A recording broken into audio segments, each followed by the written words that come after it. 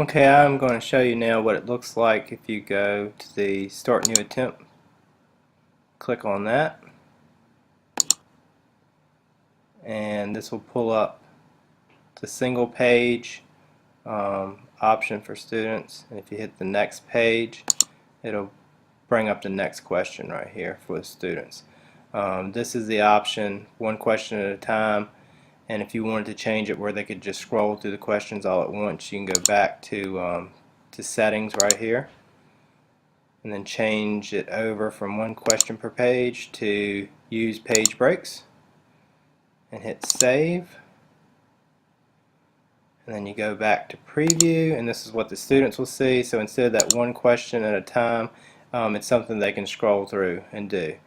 And when they review that, when they click on these, it'll give them a chance.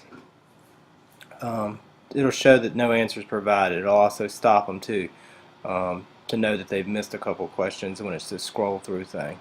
And they can go back to other questions too. They can hit the back button before they submit it as well. Alright, and that's kind of the basics of how to set up test banks and some of the basics under setting here. You can do other options as well in here.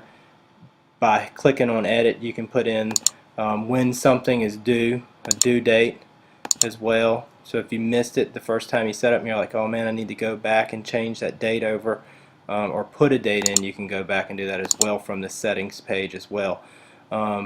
You can also get stats on here. There's no one's taking the test, but it'll show you what your average score is, which one students have been missing as well in this section here.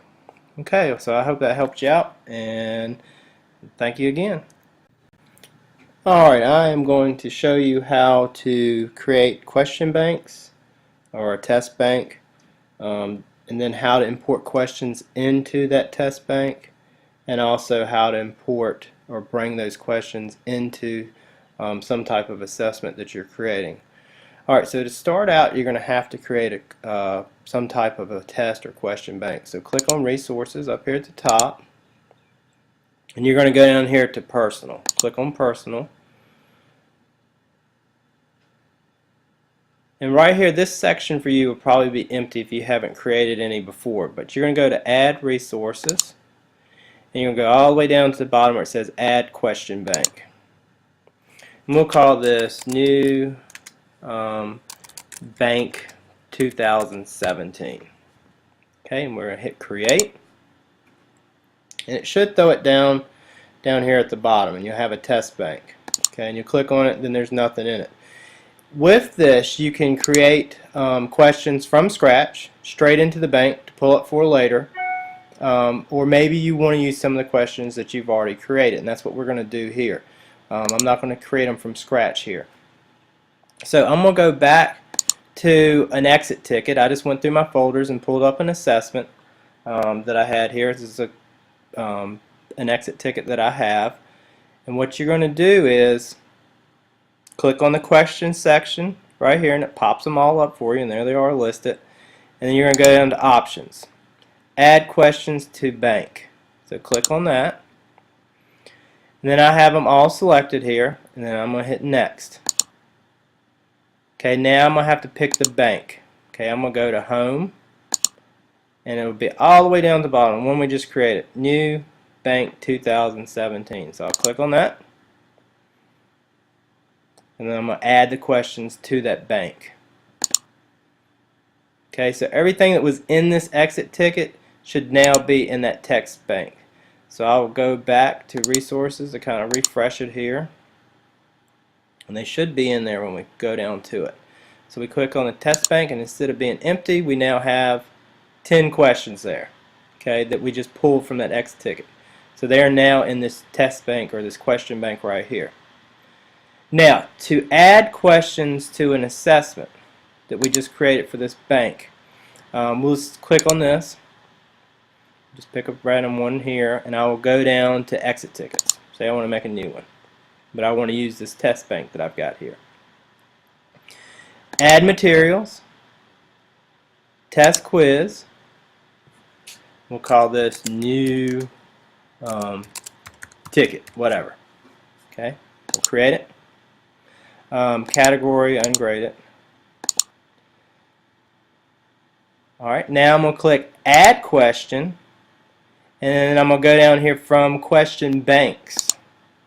Okay, now I can decide if I want to pick certain questions from my test bank. So I could have several test banks that I'm picking from, but I'll pick one at a time, each test bank. Or if I want to have, like say I've got a large test bank that's for SOL review or certain unit that you're doing, you could randomize questions from that unit.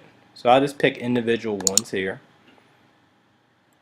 Okay, now I'm going to go down to the one we just created, new test bank, right there. And then you just go through. Okay, I'm going to use this one, and it's going to be 1 point. Okay, I think I'm going to use this one right here, 1 point. Then I add those questions, and they'll be imported to here. Okay, this section right here has those two pulled out of that test bank. And I'm also going to show you some of the basic options with assessments here. So you go to Settings. This is if you want to turn a question on or off. Currently the students cannot see this, so I will hit Enable. And I can pick Enable from a certain time if I want this thing to shut off or not. I'm just going to leave this one wide open. Time attempts, we'll give them 2 time attempts. And I want their highest score. You can pick their latest score or the average score. Randomize order, it's just 2 questions, but if you had more questions I would say yes here. Mix them up. And then right here is whether it's just one long page or one question at a time. I'm going to do 1 question per page. Okay.